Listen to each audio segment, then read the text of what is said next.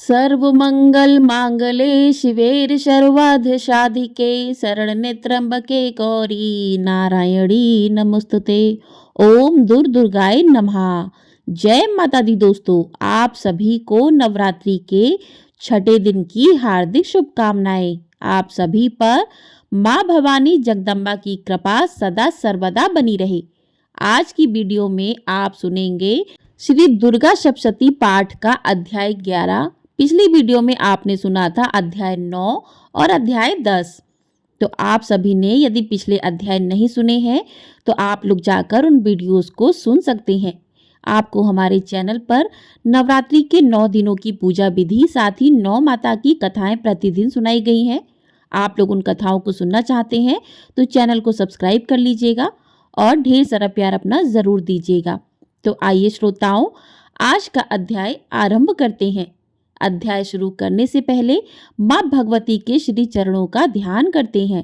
प्रेम से बोलिए माँ अंबिके की जय। तो आज के अध्याय में देवताओं द्वारा देवी की स्तुति तथा देवी द्वारा देवताओं को वरदान का वर्णन किया गया है। ऋषि कहते हैं, देवी के द्वारा वहां महादैत्यपति शुंभ के मारे जाने पर इंद्र आदि देवता अग्नि को आगे करके उन कात्यायनी देवी की स्तुति करने लगे। उस समय अभीष्ट की प्राप्ति होने से उनके मुख कमल दमक उठे थे और उनके प्रकाश से दिशाएं भी जगमगा उठी थीं। देवता बोले, शरणागत की पीड़ा दूर करने वाली देवी हम पर प्रसन्न हो। संपूर्ण जगत की माता प्रसन्न हो। विश्वेश्वरी विश्व की रक्षा करो। देवी, तुम ही चराचर जगत की अधीश्वरी हो। तुम इस जगत का एकमात्र आधार हो, क्योंकि पृथ्वी रूप में तुम्हारी ही स्थिति है। देवी, तुम्हारा पराक्रम उल्लंघनीय है। तुम ही जल रूप में स्थित होकर संपूर्ण जगत को तृप्त करती हो। तुम अनंत बल संपन्न वैष्णवी शक्ति हो। इस विश्व की कारणभूता परामाया हो। देवी, तुमने समस्त जगत को मोहित कर रखा है। तुम ही प्रसन्न होने पर इस पृथ्वी पर मोक्ष की प्राप्ति कराती हो। देवी, संपूर्ण विद्याएं तुम्हारे ही भिन्न भिन्न स्वरूप हैं। जगत में जितनी स्त्रियां हैं वे सब तुम्हारी ही मूर्तियां हैं।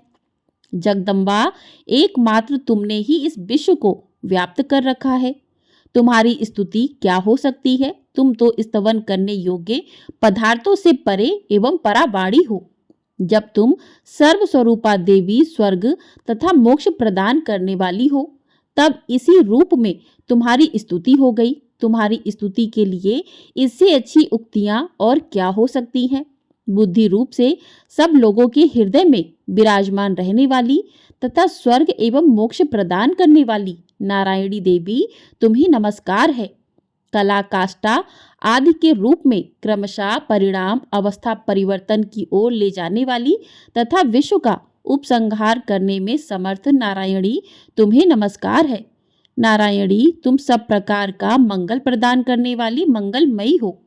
कल्याणदायिनी शिवा हो। सब पुरुषार्थों को सिद्ध करने वाली शरणागत वत्सला, 3 नेत्रों वाली एवं गौरी हो। तुम्हें नमस्कार है। तुम सृष्टि पालन और संहार की शक्ति भूता सनातनी देवी, गुणों का आधार तथा सर्व गुणमयी हो। नारायणी, तुम्हें नमस्कार है।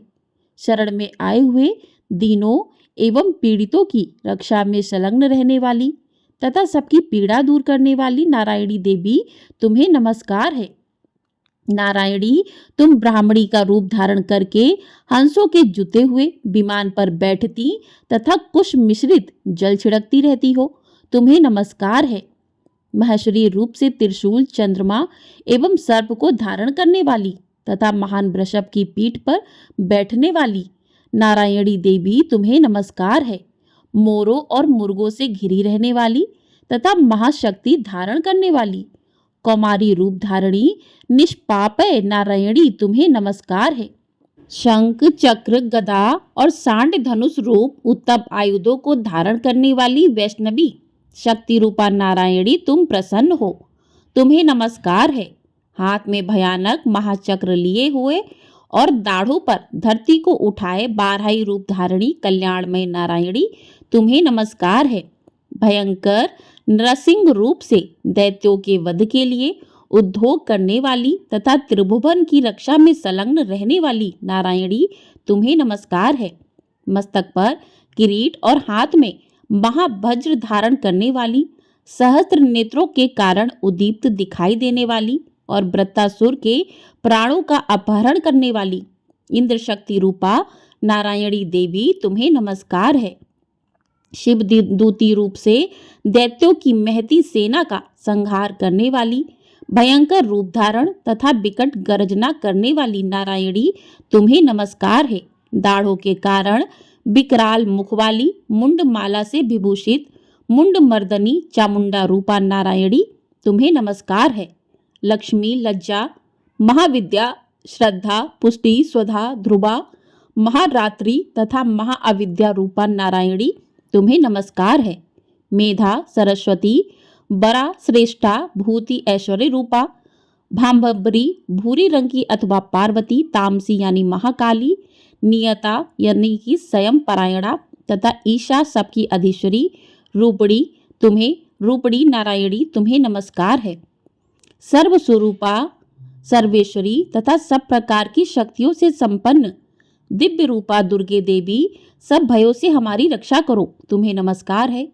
कात्यायनी, यह 3 लोचनों से विभूषित तुम्हारा सौम्य मुख सब प्रकार के भयों से हमारी रक्षा करे, तुम्हें नमस्कार है। भद्रकाली, ज्वालाओं के कारण विकराल प्रतीत होने वाला, अत्यंत भयंकर और समस्त असुरों का संहार करने वाला तुम्हारा त्रिशूल भय से हमें बचाए, तुम्हें नमस्कार है। देवी, जो अपनी ध्वनि से संपूर्ण जगत को व्याप्त करके दैत्यों के तेज नष्ट किए देता है, वह तुम्हारा घंटा हम लोगों की पापों से उसी प्रकार रक्षा करे जैसे माता अपने पुत्रों की बुरे कर्मों से रक्षा करती हैं। चंडिके, तुम्हारे हाथों में सुशोभित खंडक जो असुरों के रक्त और चर्बी से चर्चित है, हमारा मंगल करे, हम तुम्हें नमस्कार करते हैं। देवी, तुम प्रसन्न होने पर सब रोगों को नष्ट कर देती हो और कुपित होने पर मनोवांछित सभी कामनाओं का नाश कर देती हो। जो लोग तुम्हारी शरण में जा चुके हैं उन पर विपत्ति तो आती ही नहीं। तुम्हारी शरण में गए हुए मनुष्य दूसरों को शरण देने वाले हो जाते हैं। देवी अंबिके, तुमने अपने स्वरूप को अनेक भागों में विभक्त करके नाना प्रकार के रूपों से जो इस समय इन धर्मद्रोही महादैत्यों का संहार किया है, वह सब दूसरी कौन कर सकती थी।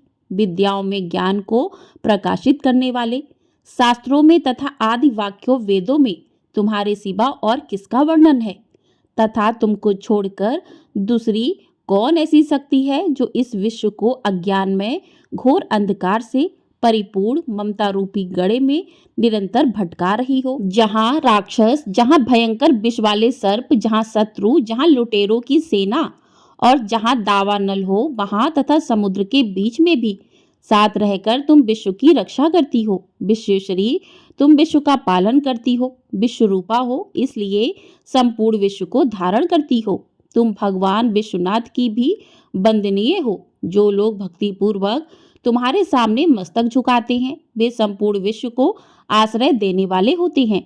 देवी, प्रसन्न हो। जैसे इस समय असुरों का वध करके तुमने शीघ्र ही हमारी रक्षा की है, उसी प्रकार सदा हमें शत्रुओं के भय से बचाओ। संपूर्ण जगत का पाप नष्ट कर दो और उत्पात एवं पापों के फलस्वरूप प्राप्त होने वाले महामारी आदि बड़े बड़े उपद्रवों को शीघ्र दूर कर दो। विश्व की पीड़ा दूर करने वाली देवी, हम तुम्हारे चरणों पर पड़े हुए हैं, हम पर प्रसन्न हो। त्रिलोकी निवासिनियों की पूजनीय परमेश्वरी, हम लोगों को वरदान दो। देवी बोली, देवताओं, मैं वर देने को तैयार हूँ। तुम्हारे मन में जिसकी इच्छा हो वह वर मांग लो। संसार के लिए उस उपकारक वर को मैं अवश्य दूंगी। देवता बोले, सर्वेश्वरी, तुम इसी प्रकार तीनों लोकों की समस्त बाधाओं को शांत करो और हमारे शत्रुओं का नाश करती रहो। देवी बोली, देवताओं, वैवस्वत मनवंतर के 28वें युग में शुंभ और निशुंभ नाम के 2 अन्य महादैत्य उत्पन्न होंगे। तब मैं नंदगोप के घर में उनकी पत्नी यशोदा के गर्भ से अवतीर्ण हो विंध्याचल में जाकर रहूंगी और उक्त दोनों असुरों का नाश करूंगी। फिर अत्यंत भयंकर रूप से पृथ्वी पर अवतार ले मैं वैप्रचित्त नाम वाले दानवों का वध करूंगी। उन भयंकर महादैत्यों को भक्षण करते समय मेरे दांत अनार के फूल की भांति लाल हो जाएंगे। तब स्वर्ग में देवता और मृत्युलोक में मनुष्य सदा मेरी स्तुति करते हुए मुझे रक्त दंतिका कहेंगे। फिर जब पृथ्वी पर 100 वर्षों के लिए वर्षा रुक जाएगी और पानी का अभाव हो जाएगा, उस समय मुनियों के स्तवन करने पर मैं पृथ्वी पर अयोनिजा रूप में प्रकट होंगी और 100 नेत्रों से मुनियों को देखूंगी, अथा मनुष्य शताक्षी इस नाम से मेरा कीर्तन करेंगे। देवताओं, उस समय मैं अपने शरीर से उत्पन्न हुए शाकों द्वारा समस्त संसार का भरण पोषण करूंगी। जब तक वर्षा नहीं होगी तब तक वे शाक ही सबके प्राणों की रक्षा करेंगे। ऐसा करने के कारण पृथ्वी पर शाकंभरी के नाम से मेरी ख्याति होगी। उसी अवतार में मैं दुर्गम नामक महादैत्य का वध भी करूंगी। इससे मेरा नाम दुर्गा देवी के रूप में प्रसिद्ध होगा। फिर मैं जब भीम रूप धारण करके मुनियों की रक्षा के लिए हिमालय पर रहने वाले राक्षसों का भक्षण करूंगी, उस समय सब मुनि भक्ति से नतमस्तक होकर मेरी स्तुति करेंगे। तब मेरा नाम भीमा देवी के रूप में विख्यात होगा। जब अरुण नामक दैत्य तीनों लोकों में भारी उपद्रव मचाएगा, तब मैं तीनों लोकों का हित करने के लिए 6 पैरों वाले असंख्य भ्रमरों का रूप धारण करके उस महादैत्य का वध करूंगी। उस समय सब लोग भ्रमरी के नाम से चारों ओर मेरी स्तुति करेंगे। इस प्रकार जब जब संसार में दानवी बाधा उत्पन्न हो, तब तब अवतार लेकर मैं शत्रुओं का संहार करूंगी। इस प्रकार से श्री मार्कंडेय पुराण में सावर्णिक मनवंतर की कथा के अंतर्गत देवी महात्म्य में देवी स्तुति नामक 11वां अध्याय पूर्ण हुआ। प्रेम से बोलिए माँ भवानी जगदम्बा की जय। तो इस प्रकार से दुर्गा सप्तशती पाठ का 11वां अध्याय समाप्त हुआ। आप सभी को वीडियो पसंद आई है, वीडियो को लाइक कर दीजिएगा। चैनल पर नए हैं तो चैनल को सब्सक्राइब भी कर लीजिएगा। आपको हमारे चैनल पर अष्टमी नवमी कब है, हवन किस प्रकार से करना चाहिए, कन्या पूजन कैसे करना चाहिए, संपूर्ण जानकारी दी जाएगी। तो चैनल को सब्सक्राइब कर लीजिएगा और कमेंट बॉक्स में जय माता दी अवश्य लिखिएगा। प्रेम से बोलिए जय माता दी। सारे बोलो जय माता दी, सब मिल बोलो जय माता।